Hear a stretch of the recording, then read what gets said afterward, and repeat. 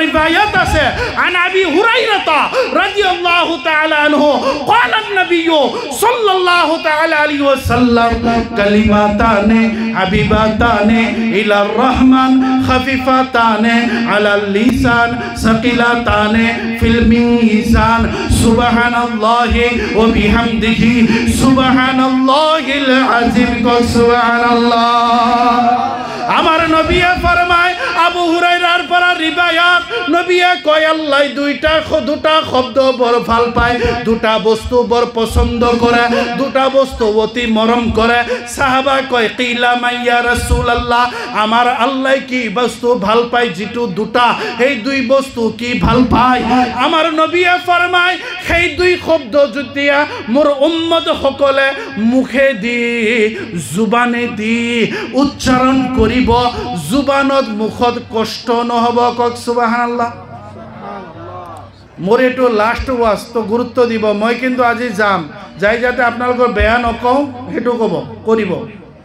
যে কুমৰি কাটাত গেছিলো মানুহখিনি নাই কথা মানা নাই কথা বুজি পাইছে এটো যাতে নহয় মানাটো কৰক আৰু মোৰ কথা যদি কিবা অবজেকশন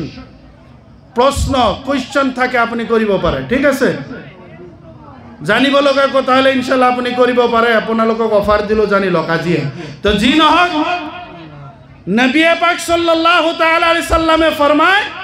যে এই দুই শব্দ সেই মানুহবোৰৰ মুখত কষ্ট নহব যিয়ে কব আৰু কি লাভ হ'ব জানে সাকিলাতানে ফিল মিজান হাসৰেৰ ময়দানেৰ দিনা যেতিয়া মোৰ উম্মতৰ গুনাহ মিজানৰ পাল্লাত বেশি হ'ব আৰু মোৰ উম্মত সকলে যি সকলে এই দুই শব্দৰ আমল কৰিছিল তসবিহ কৰিছিল তিলাওয়াত কৰিছিল কিয়ামতৰ হাসৰেৰ ময়দানৰ দিনা মিজানৰ ৰহমতি তাৰাজু পাল্লাত ডকাত উঠাই দিব গুনাহ কম হ'ব নেকি বাঢ়ি যাব সুবহানাল্লাহ লাভ আছে এতিয়া আৰু সাহাবা কেৰাম থাকিব নোৱাৰে কয় ইয়া রাসূলুল্লাহ কই দিয়ক সেই দুই শব্দ কি আমার নবী ফরমায় এক নম্বর শব্দ হল সুবহানাল্লাহি ওয়া বিহামদিহি সকলে কক সুবহানাল্লাহ জোৰত কক সুবহানাল্লাহ দ্বিতীয় নম্বর শব্দ হল সুবহানাল্লাহিল আযীম কক মুখত কার কার কষ্ট হইছে হওয়া নাই কষ্ট হওয়া নাই মাধ্যিক হওয়া নাই পিছৰ বাবা সকলৰ কষ্ট হওয়া নাই